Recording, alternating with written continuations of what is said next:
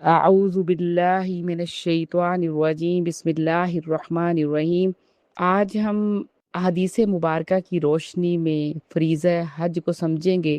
عن ابی ہریرہ قال خطبنا رسول اللہ صلی اللہ علیہ وسلم فقال یا ایہا الناس قد فرض اللہ علیکم الحج فحجوا۔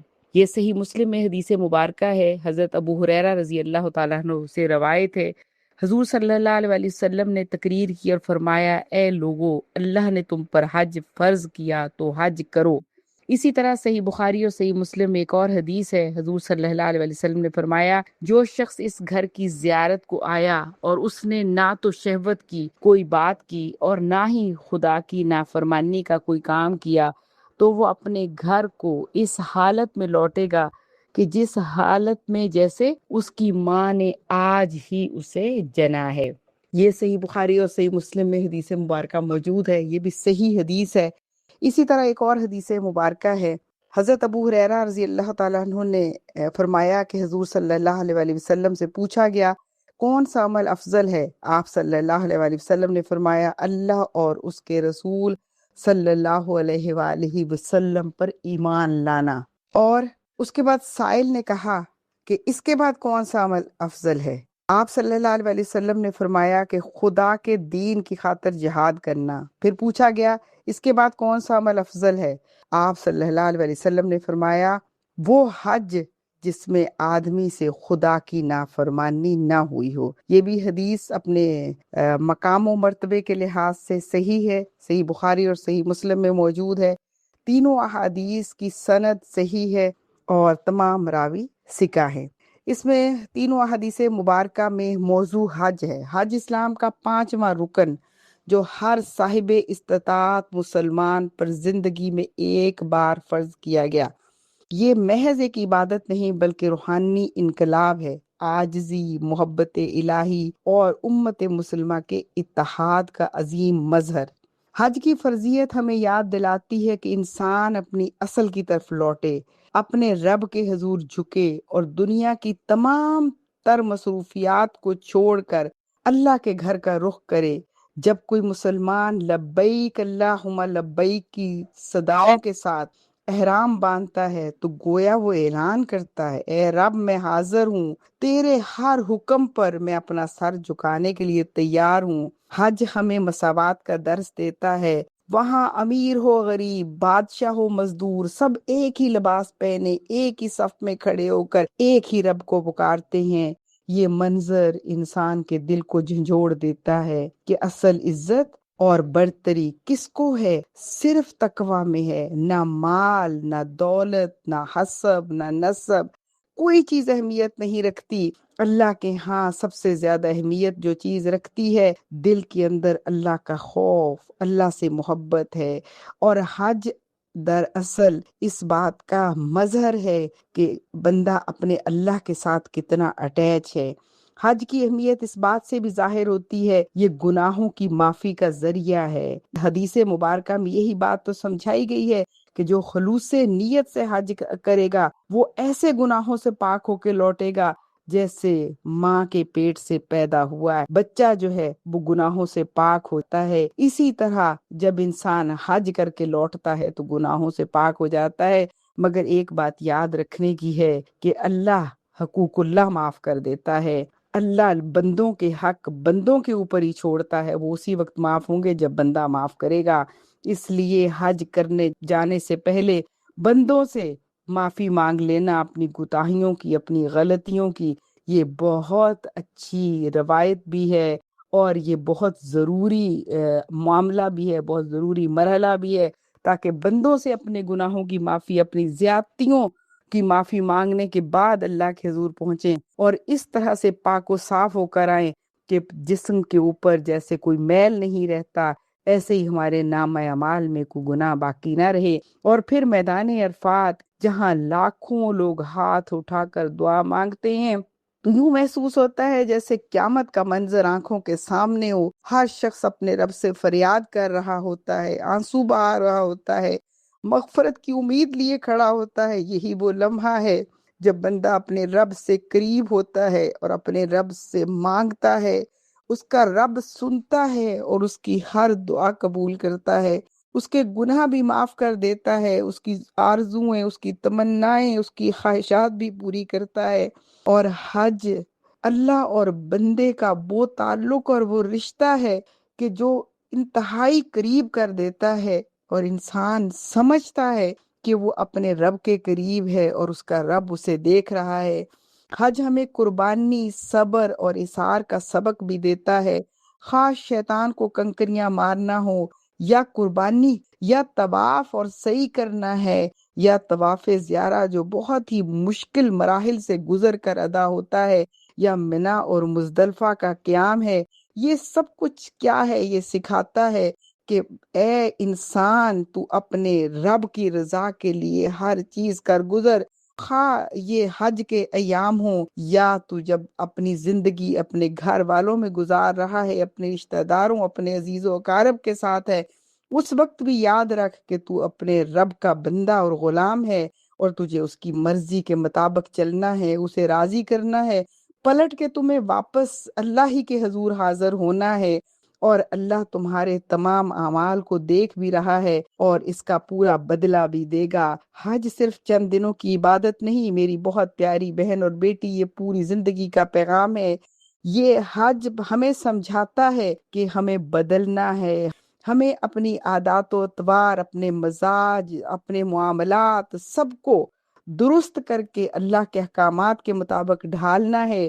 یہ حج صرف کوئی رسم نہیں ہے، حج صرف کوئی فنکشن نہیں ہے، بلکہ یہ ٹریننگ ہے، یہ تربیت ہے، جس سے ہم بہت کچھ سیکھتے ہیں۔ ہمارا خدا، ہمارا اللہ ہمیں بہت کچھ سکھا کر واپس بھیجتا ہے کہ اس جگہ پر تم آئے ہو، تمہاری یہ تربیت گاہ ہے، تمہارا یہ ٹریننگ سسٹم ہے، تمہارا یہ ٹریننگ سینٹر ہے، جہاں تم نے بھوک پیاس کو بھی برداشت کرنا ہے، جہاں تم نے لوگوں سے جو اجتماعی سسٹم کے ذریعے جو تکلیفیں ہوتی ہیں وہ بھی خوش دلی سے برداشت کرنی ہے، اور تم نے اللہ کی عبادت بھی خوش دلی کے ساتھ کرنی ہے، جو تکلیف بھی پہنچے وہ برداشت کرنی ہے، کیونکہ وہاں چھوٹا سا کیا ہوا گناہ بھی بڑا گناہ بن جاتا ہے، چھوٹی سی نیکی بھی بہت بڑی نیکی بن جاتی ہے۔ وہاں دل کے اندر آنے والا وسوسہ بھی کنٹرول کرنا ہے۔ وہاں جن کے ساتھ حج کرنے گئے ہیں اور جہاں جن لوگوں کے ساتھ رابطہ اور واسطہ تعلق بنا ہے، کسی کے ساتھ زیادتی نہیں کرنی، غصہ نہیں کرنا، لڑائی نہیں کرنی، ناراض نہیں ہونا، کسی کے اوپر ظلم اور زیادتی نہیں کرنی۔ یہ وہ حسن معاشرت ہے جو ہمیں حج سکھاتا ہے۔ اس لیے یہ بڑی ٹریننگ ہے۔ حقیقت یہ ہے اگر حج عمرہ کرنے والے ہر مرد اور عورت کو یہ سبق یاد ہو جائے اور ہم اس سبق کو یاد رکھ پائیں تو یہ دنیا ہمارے لیے حسن معاشرت کا بہترین نمونہ بن جائے، اور چلتے پھرتے ہمیں محسوس ہو کہ ہم جنت میں رہ رہے ہیں، کیونکہ انسان انسانوں ہی کے ذریعے تکالیف اٹھاتا ہے اور بہت سارے مسائل کا سامنا کرنا پڑتا ہے۔ اگر یہ پورا سبق یاد ہو جائے فرد کو تو کتنا خوبصورت معاشرہ ہو۔ اور ایک اور اینگل ہے حج کا جو سید ابو العلا مودودی رحمۃ اللہ علیہ نے سکھایا۔ ان کے نزدیک حج محض چند عبادات کا مجموعہ نہیں، بلکہ ایک ہمہ گیر تربیتی نظام، عالمگیر انقلابی اجتماع ہے جو امت مسلمہ کو اس کے اصل مقصد حیات سے جوڑتا ہے۔ مولانا کا فلسفہ حج دراصل اسلام کے اجتماعی اور انقلابی پہلو کو نمایاں کرتا ہے۔ مولانا مودودی رحمۃ اللہ علیہ کے مطابق حج ایک عظیم عالمی کانفرنس ہے جہاں دنیا بھر کے مسلمان ایک مرکز پر جمع ہو کر اپنی وحدت کا عملی مظاہرہ کرتے ہیں۔ رنگ، نسل، زبان اور قومیت کے تمام امتیازات مٹ جاتے ہیں اور صرف ایک پہچان باقی رہتی ہے۔ وہ پہچان کون سی ہے؟ وہ مسلمان ہونے کی پہچان ہے۔ ہم ایک دوسرے کی زبان نہیں جانتے، ایک دوسرے کے کلچر سے واقف نہیں ہے، مگر کیا خوبصورت رشتہ ہے۔ السلام علیکم کہتے ہیں اور وعلیکم السلام جواب ملتا ہے۔